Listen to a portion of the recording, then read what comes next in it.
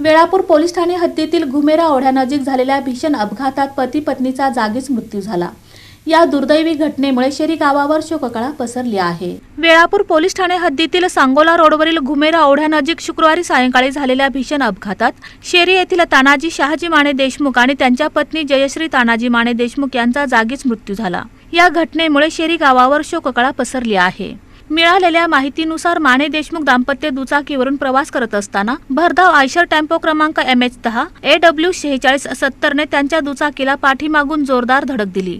धडक इतकी भीषण होती की दोघेही गंभीर जखमी झाले आणि त्यांचा जागीच मृत्यू झाला। घटनेची माहिती मिळताच वेळापूर पोलिसांनी घटनास्थळी धाव घेत पंचनामा केला। मृतदेहांचा शवविच्छेदन वेळापूर प्राथमिक आरोग्य केंद्रात करण्यात आले। अपघातानंतर परिसरात मोठी गर्दी झाली होती। पोलिसांनी टेम्पो चालकाला ताब्यात घेतले असून पुढील तपास सुरू आहे। माने देशमुख दाम्पत्य हे गावात मनमिळावू स्वभावासाठी ओळखले जात होते। त्यांच्या निधनामुळे गावकऱ्यांमध्ये हळहळ व्यक्त होत असून रात्री उशिरा शेरी नंबर 1 येथे शोकाकुल वातावरणात अंत्यसंस्कार करण्यात आले।